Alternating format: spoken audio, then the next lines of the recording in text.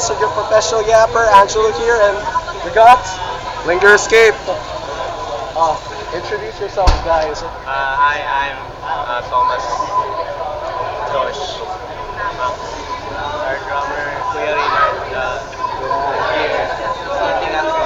Alright, so yeah, these guys fucking love him, man. I think they're like, ever since I seen them on Deftones, always like, they're so fucking amazing.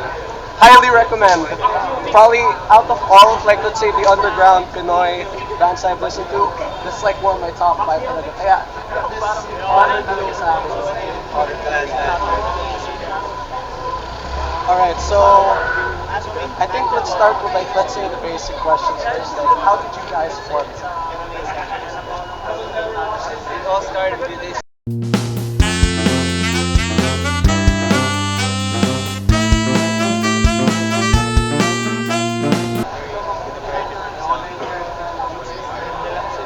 But yeah, it all started with this guy, then eventually we formed a band.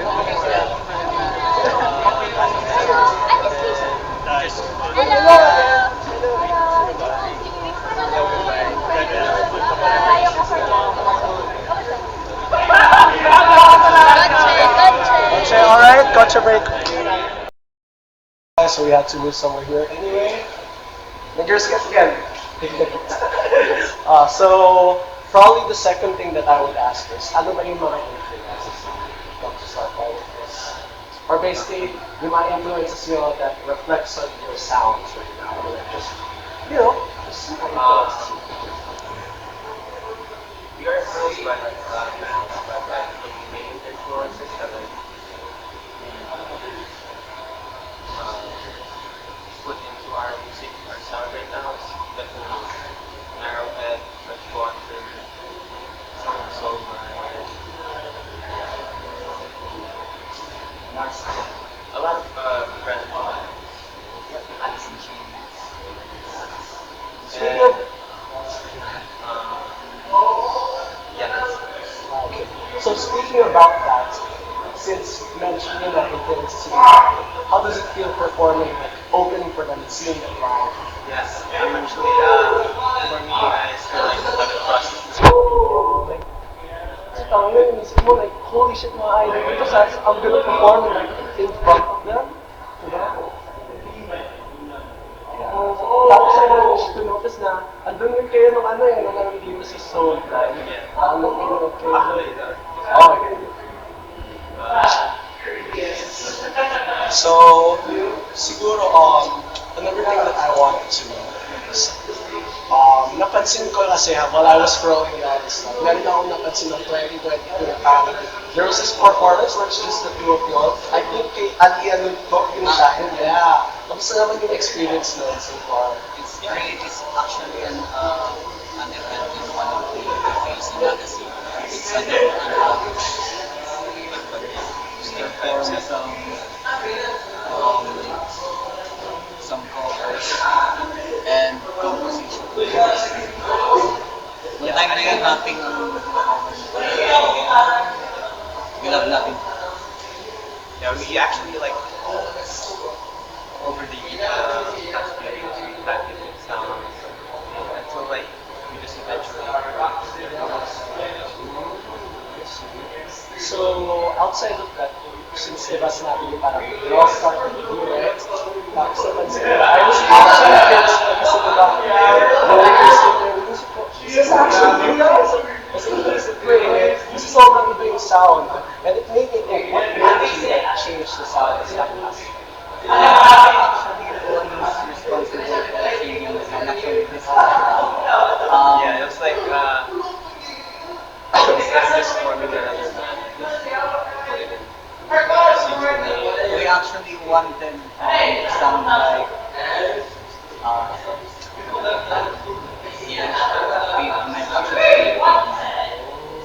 and some bedroom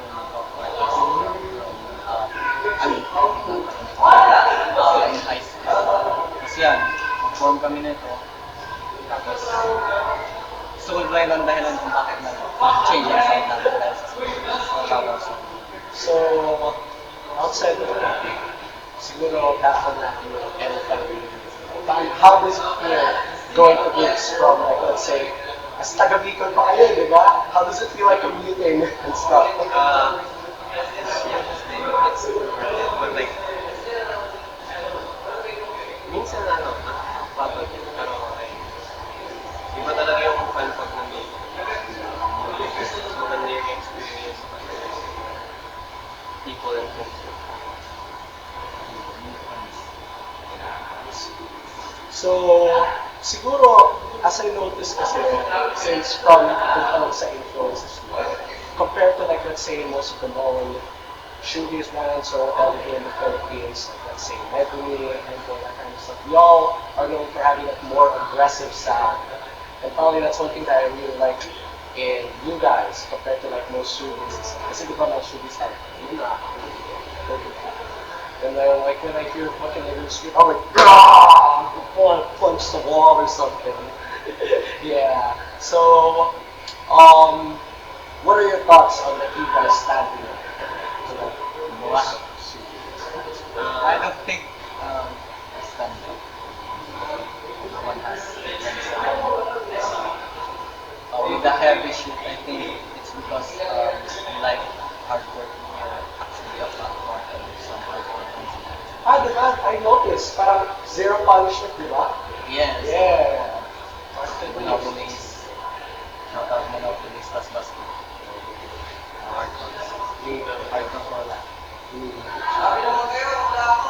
Ayun, wait. Ito. Here's the Here's drummer. our drummer!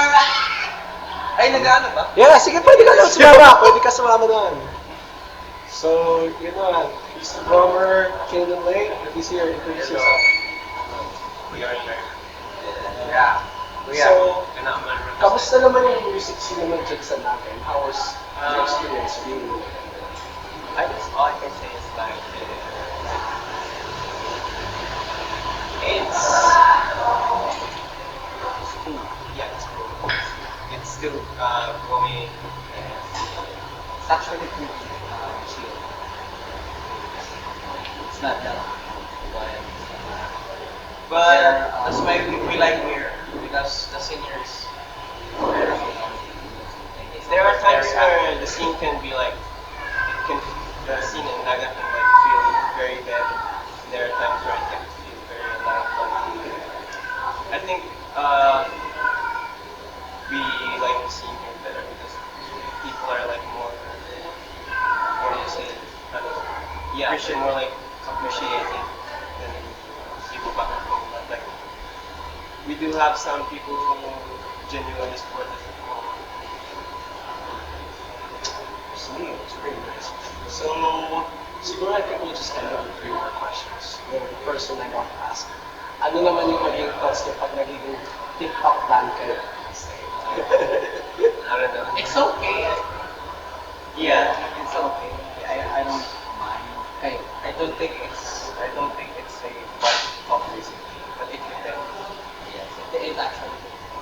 I mean that phone stuff. I don't know. Actually, people will decide. As an artist, I don't mind. Let's say, for example, that Deftones one. Actually, the fans are the ones. So, Yeah, I mean, to be fair, like, at the end of the day, kahit kung sabihin mo, hindi quote-unquote hakot kayo or something, at least, you know, more people get to know you and stuff. Which is pretty nice. Tapos, is there any future events that you guys want to itself about or something? So Or you now guys? there's like no plans yet, but we are working on our stuff. We actually finished writing. So. Oh yeah, speaking about that, I also wanted to add up since the block of movie. Kasi I've noticed there are like some songs that I like there, which is like nothing and thin. When do you guys plan to release this? Kasi parang bago rin. Probably. We're actually working on another project right now, and we're just trying to finish that. Yeah, hopefully this year.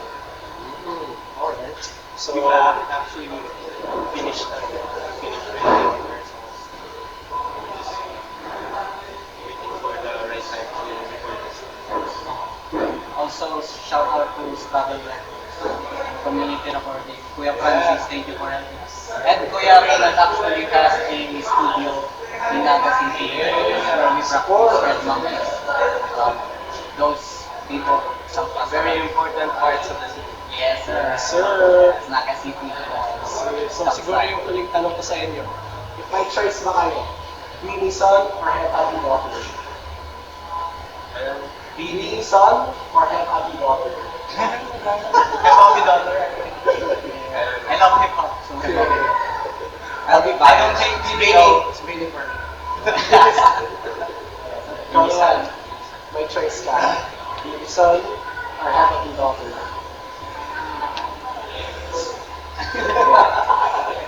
Whoa. Okay, so yeah, I think that's all. This is Angelo from Yaps and Noise. Sign out. Linger Escape again. Support them. Yeah. See them in Spotify.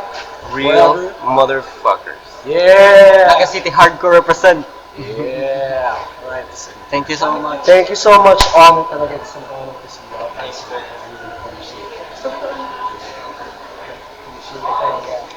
Alright. Let's go.